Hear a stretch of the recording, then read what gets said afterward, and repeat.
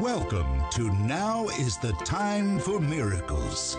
We're seeking through this medium to bring God's plan and purpose for your life.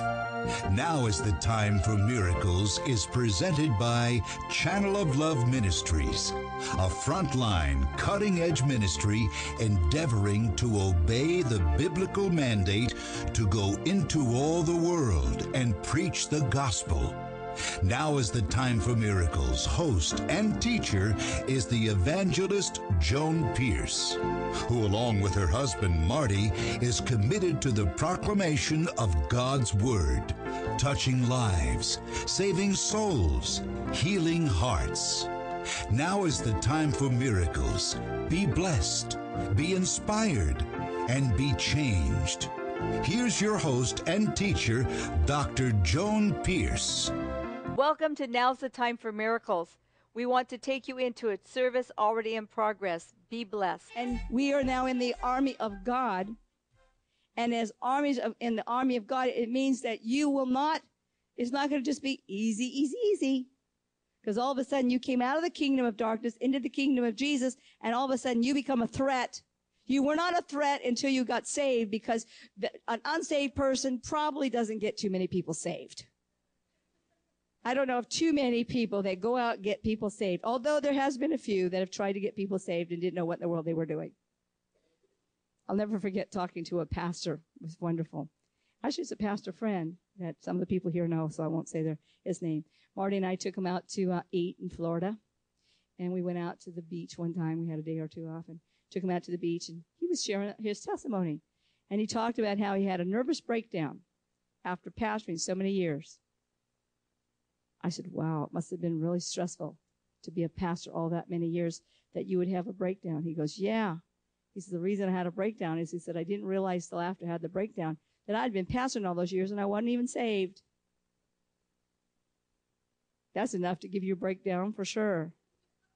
It's hard enough when you are saved to be a pastor. So people can be preaching and giving, they think they're doing it, but they're not doing the right thing. They love God with all their heart, and they think they're doing it right. There's a whole lot of people in America that go to church every Sunday that are not saved. And there's a whole lot of ministers that stand up here and talk to those people that come every Sunday, and they're not saved. And every single one of them think that if they die, they're going to heaven. What a deception. That's why it's so important that we go out and preach this gospel. And we must endure hardship as a good soldier. Now, what does a good soldier do? Let's see, first of all, you go to boot camp training, okay? And they hand you now I'll show my ignorance, a gun, rifle, whatever. Okay, and they hand you a grenade, and they give you the keys to this rocket bomber or whatever it is. Okay? Now, do you think that they're just going to recruit you and then say, okay, you're in the Army, you're in the Navy, you're in the Coast Guard, you're in the Marines or whatever, and then they're going to just say, here's the stuff, go out and do it. And so you get out there in that great, big, huge plane, and you're looking at all these gauges, and it's got bombs hooked to the bottom of it, and you're saying, you wonder how I drive this thing. I guess I put the key in here, and I guess I push, I just got ejected. Or you get some gun that, these big things, I don't know what anyway. And you look at it and you're like, okay. No, they're going to send you to school. They're not going to send you on the front lines until you've had a little training. They're going to teach you the ABCs of how to run this. They're going to teach it so you're precise. They're going to teach you so you know that machine forwards, backwards, sideways. That you think about it in your sleep, that you think about it when you wake up, and that becomes so much of you that you know how to run that thing. Well, that's how we should be in the army of God. I know that how to get you saved. I know the scriptures how to get you saved. I know how to tell you the scripture. I have the power. I have the goods. I have the tools. I got it. I don't have to say, well, I wonder if I should say this to that person. If that's how you get saved.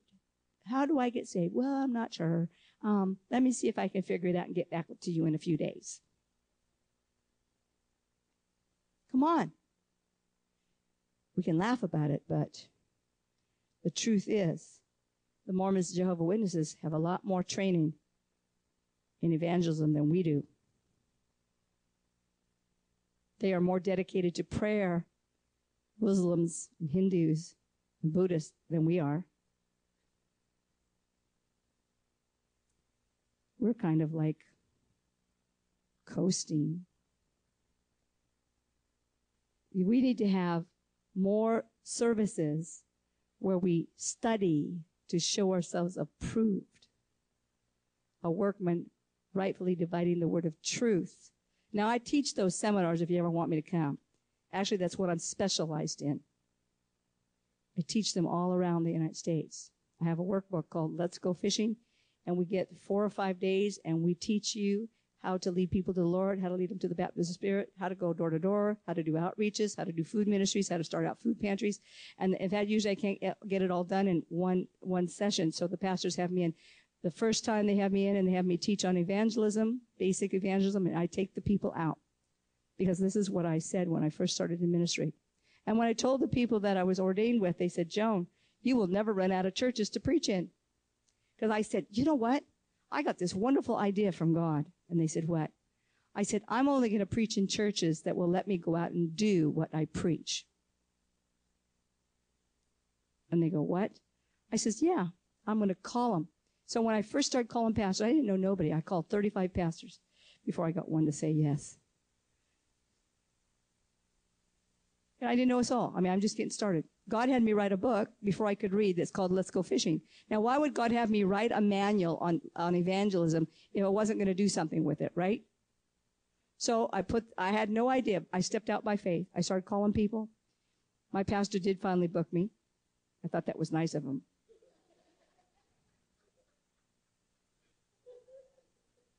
I said, Pastor Doug, you should have been the first to book me. He says, well, you're kind of fruitcake, and I was waiting for you to mature. He said, I want something weird happening in our services because you're known to be off the wall. I said, but I'm off the wall good for the Lord. But anyway, he knew I wasn't quite ready. So, but when I was ready, the doors just flew open. And I called pastors and I would say this like this.